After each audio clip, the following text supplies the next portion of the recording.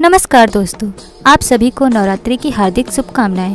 दोस्तों, यह तो हम सभी जानते हैं कि हर त्योहार मनाने का कोई न कोई कारण अवश्य होता है। ऐसे ही शारदीय नवरात्रि मनाने का भी एक कारण है। तो आइए जानते हैं नवरात्रि मनाने से जुड़ी पौराणिक मान्यताएं और इससे जुड़ी इतिहास के बारे में। धार्मिक ग्रंथों के अनुसार माता दुर्गा ने असुर महिषासुर के साथ भीषण युद्ध कर उसका वध किया था। यह युद्ध पूरे 9 दिनों तक चलता रहा और 10वें दिन माँ दुर्गा ने महिषासुर का वध कर आसुरी शक्ति का अंत किया। माना जाता है कि जब माँ दुर्गा ने महिषासुर का वध किया तब वह समय अश्विन मास का था। इसी कारण हर साल अश्विन मास की प्रतिपदा से लेकर 9 दिनों तक नवरात्रि का त्योहार मनाया जाता है, जिसे शारदीय नवरात्रि कहा जाता है। इस पर्व में माँ दुर्गा की पूजा कर उनकी शक्तिशाली रूप का स्मरण किया जाता है, जो बुराई पर अच्छाई की विजय का प्रतीक है। माँ दुर्गा के 9 रूपों की पूजा अर्चना से जुड़े नवरात्रि के पावन पर्व से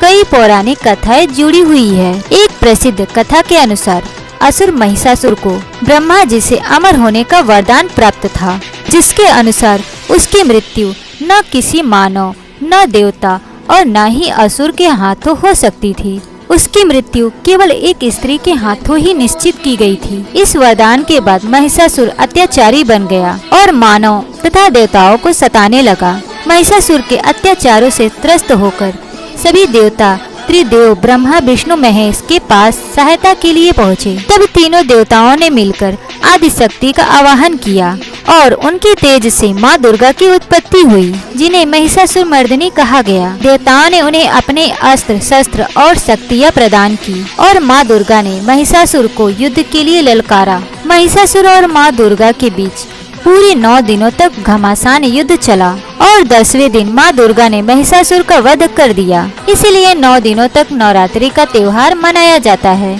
मान्यता है कि युद्ध के दौरान सभी देवी देवताओं ने भी 9 दिनों तक प्रतिदिन पूजा पाठ कर देवी दुर्गा को महिषासुर के वध के लिए शक्ति प्रदान की। तभी से नवरात्रि के पर्व को मनाने की परंपरा शुरू हुई। दोस्तों, एक अन्य कथा के अनुसार 9 दिनों तक नवरात्रि का पर्व मनाए जाने की कथा श्री राम से जुड़ी है। इसके अनुसार जब रावण ने माता सीता का हरण कर लिया था, तब रावण से लड़ाई में विजय प्राप्ति करने के लिए माता सीता को छुड़ाने के लिए भगवान श्री राम ने पूरे 9 दिनों तक माँ दुर्गा की पूजा का अनुष्ठान किया और 10वें दिन देवी दुर्गा ने प्रकट होकर भगवान श्री राम को युद्ध में विजय प्राप्ति का आशीर्वाद दिया। भगवान श्री राम ने 10वें दिन रावण का वध किया। इसके बाद से ही नवरात्रि मनाने की परंपरा की शुरुआत हुई और 10वें दिन रावण की पुतला का दहन किया जाता है। शारदीय नवरात्रि माँ दुर्गा को समर्पित है, जो शक्ति दिव्य स्त्री ऊर्जा का प्रतिनिधित्व करती है। 9 दिनों में से प्रत्येक दिन दुर्गा के विभिन्न स्वरूपों की पूजा करने के लिए समर्पित है, जैसे माँ शैलपुत्री, ब्रह्मचारिणी,